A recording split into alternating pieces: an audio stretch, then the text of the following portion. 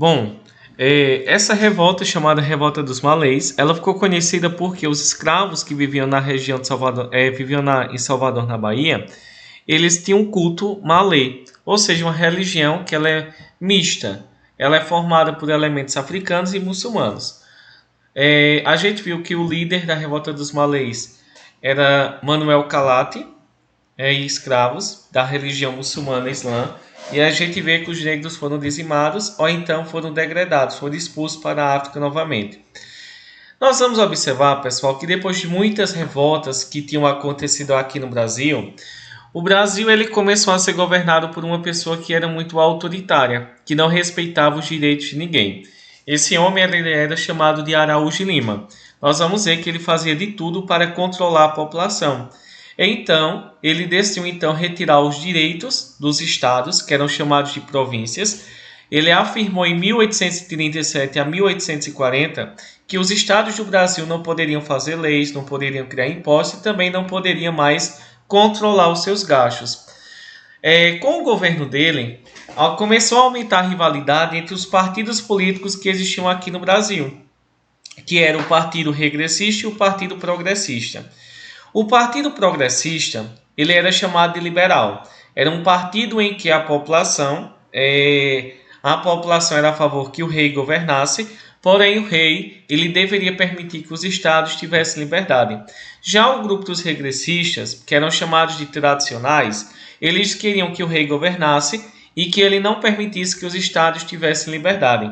Nós vamos observar que para colocar ordem aqui no Brasil e retirar esse homem que era uma pessoa autoritária, Araújo Lima, para acabar com as revoltas do Brasil que estava acontecendo naquele período em que Dom Pedro II ele não tinha completado 18 anos de idade, nós vamos ver que é nesse período em que os políticos liberais, que eram chamados de progressistas, eles então começam então a formarem um grupo de política mesmo, chamado de Clube da Maioridade.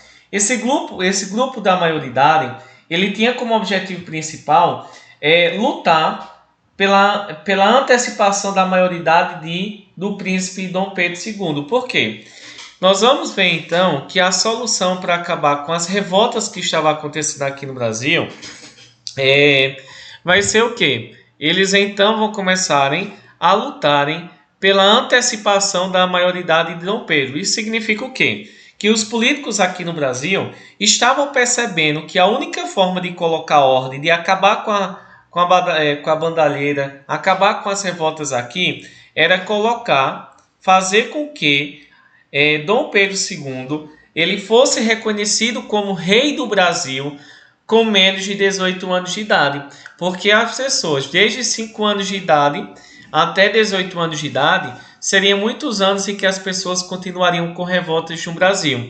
Então, os políticos liberais, eles desejavam então formar um grupo, e esse grupo ele começou a lutar para que a população brasileira aceitasse com que o príncipe Dom Pedro II, ele então fosse coroado rei com menos de 18 anos de idade. Então, esses políticos liberais, esses políticos que eram chamados de progressistas, porque desejavam liberdade para a sociedade, nós vamos então observar que é nesse momento em que a população brasileira vai apoiar os políticos do Brasil para que esses políticos fizessem o quê?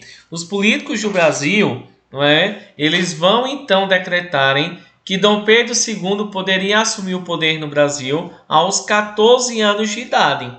E esse momento ele é chamado de golpe da maioridade. Por quê? Porque golpe é algo que não é aceito pela lei. Maioridade, porque Dom Pedro ele se tornou rei do Brasil com menos de 18 anos de idade. Algo que não era legal e que não era reconhecido na época.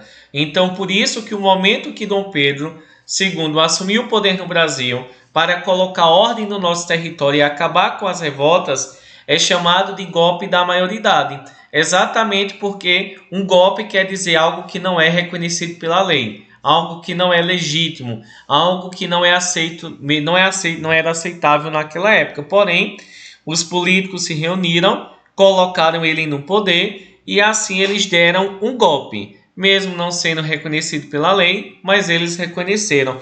Por isso que esse momento ficou conhecido como golpe da maioridade, porque naquele momento a solução realmente era colocar Dom Pedro II no poder para ver se as pessoas respeitavam ele e o Brasil ia passar por um período de paz. Então Dom Pedro II ele chega ao poder aos 14 anos de idade através de um golpe. Golpe vai significar algo que não é reconhecido, é algo que não é legítimo, é algo que é assumido por meio da força.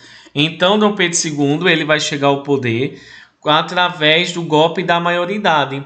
Maioridade é quando uma pessoa atinge 18 anos de idade. Golpe, porque ele ainda não tinha 18 anos de idade.